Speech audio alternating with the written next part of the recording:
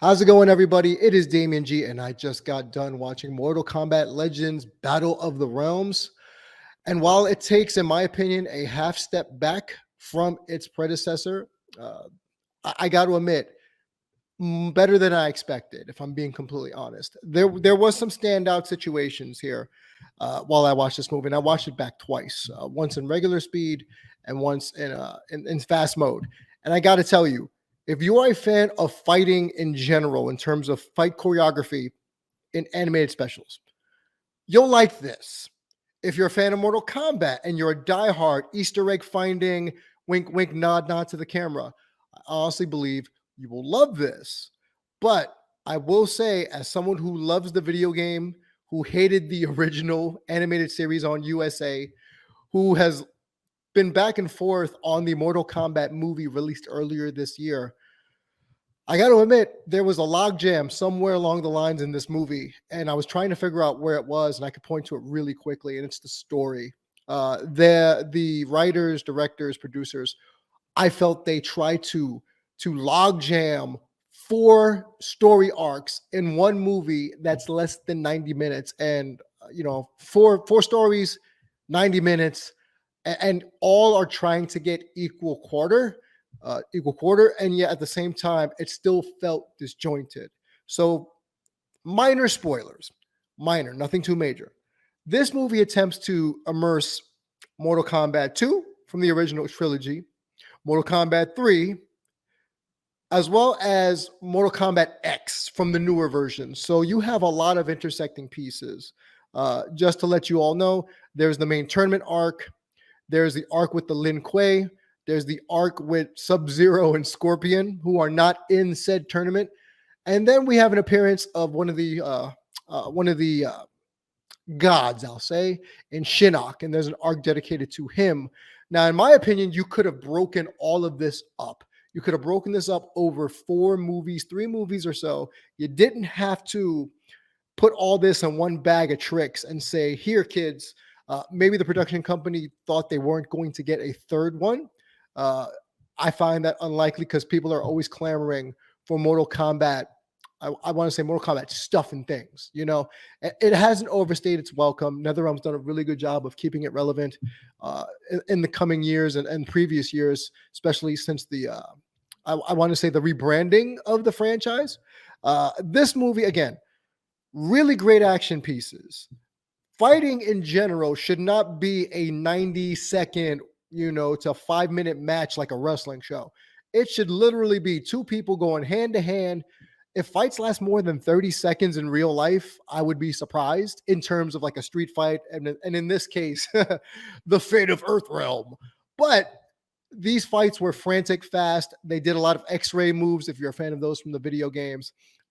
Really solid all around in that regard in the fight choreography. Again, like I said before, if you're a true fan or a major fan of Mortal Kombat, you'll get a lot of the wink, wink, nudge, nudge. But another issue I ran into was the shoehorning of characters. Now, you have people like Devora and Reiko being thrown in here without a lot of story arc, without a lot of pomp and circumstance. Kung Lao, who I loved in the Mortal Kombat movie from earlier this year, was, for me, a non-factor. And you would think he would have been a factor because he's Kung Lao. But in the movie, I went back and made sure to watch this. There was not much dialogue between Liu Kang and Kung Lao. Like, Kung Lao gets a little bit of shine here close to the beginning of the movie, and in the tournament arc, he gets a little bit of shine. But they don't play up the fact, aside from Raiden briefly mentioning that they're like brothers to one another. It fell a lot of flat. Something I had a bone to pick with in this review, and a lot of people who know me know I don't like this character overall, was the implementation of Curtis Stryker. Wonderfully done by Matthew Mercer. He's a veteran voice actor, really good at what he does. But man, I could not stand Curtis Stryker being added to this when I saw the cast list. And as much as Matthew Mercer did his best to make Stryker likable, I just couldn't find myself liking him. Which brings me to the voice acting overall.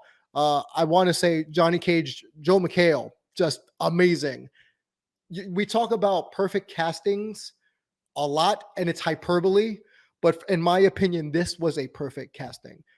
Joel McHale gives a really strong performance again as Johnny Cage. He's a fish out of water in sorts because he's trying to save the world while still trying to pick up Sonya Blade. And he does that a lot this movie. There's a lot of flirting, innuendo, as you would expect Johnny Cage to have with Sonya Blade.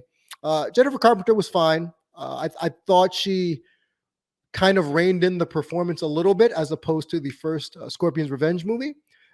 But she was fine for what it was. But I honestly think if you take Joel McHale, you take Robin Atkin Downs, who is a veteran voice actor, where I recently just saw him again as Travis Touchdown. He was stupendous, and Fred Tatasciore deserves a lot of love here as Shao Kahn. Like, that dude voiced Shao Kahn how I would picture Shao Kahn being voiced. Now, if you remember the original Mortal Kombat movie back in 1995, Frank Welker briefly in the end voices Shao Kahn. That would have been an okay addition. But Fred Tatasciore just basically claimed it, said, "This is my role and that's that. You ain't taking this from me at all." So I thought he played magnificently. The rest of the characters, I don't want to say it like that, but they were there. They were there. But again, Robin Atkin Downs, for me, what was a top tier voice actor for Shinnok. I thought he played Shinnok because if you remember the Thundercats second iteration, he played Mum-Ra. And I thought he was channeling part Mum-Ra, part Travis Touchdown in his portrayal of Shinnok. And I thought that was really well done. The rest of the voice acting was solid, if not, unspectacular. Raiden as a character evolved a little bit in this movie. Once again, proving Raiden's pretty much useless, as is like in the video games. Like, why couldn't you help this person? Why couldn't you do this? And within the first 5 minutes of the movie, Raiden is proving that he is that same exact character until later in the movie, where his character arc kind of takes a new turn that is followed in the video games currently. The fight scene at the end, the ending fight scenes, Liu Kang against Shao Kahn. Spoilers on that. Like, we really didn't anticipate that was going to happen.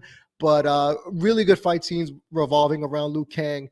A lot of people complained in the first Scorpion's Revenge that essentially he was a backstage character for Scorpion, which is true because it was called Scorpion's Revenge. But this time around, he was, quote unquote, the chosen one.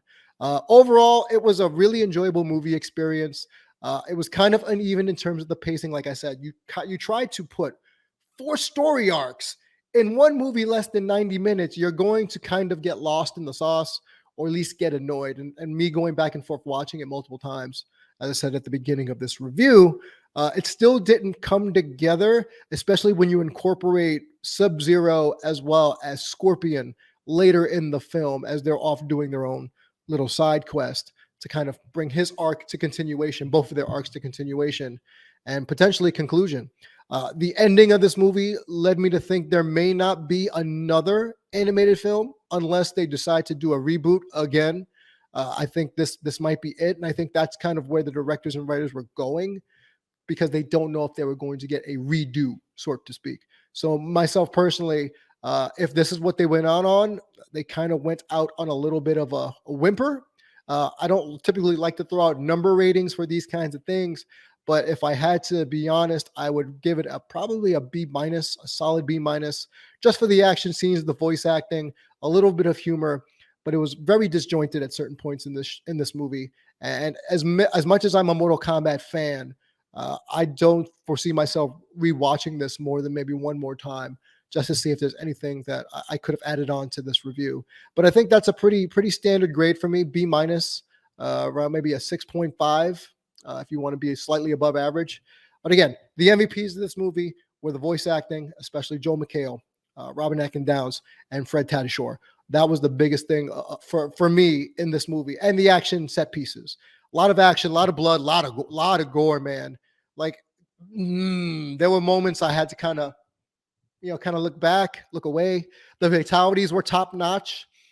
Some were just wow, that had me just going, whoa. And there was some I had to fast forward and go back to because I don't know if I had the stomach for it. So if you're a little squeamish, this might not be for you as well. You might want to do what I did and kind of look through one eye, like when you're a kid looking, through the screen as a kid or at the screen. But all in all, B minus. I think it was good for what it was. I don't know again if there's going to be a third movie coming in the works, but if I had to be a betting man, I say the way this one ended, I don't expect there to be one. But again, this is Damon G. I have been talking about Mortal Kombat Legends Battle of the Realms. Please feel free to check it out. Let me know your thoughts, as always, at BGB Group on Twitter. Myself at Damon G Show at the bottom of the screen right there if you want to debate me, talk to me, and things of that nature. But B minus, and that's what I'm going to stick to. I'll catch you next time.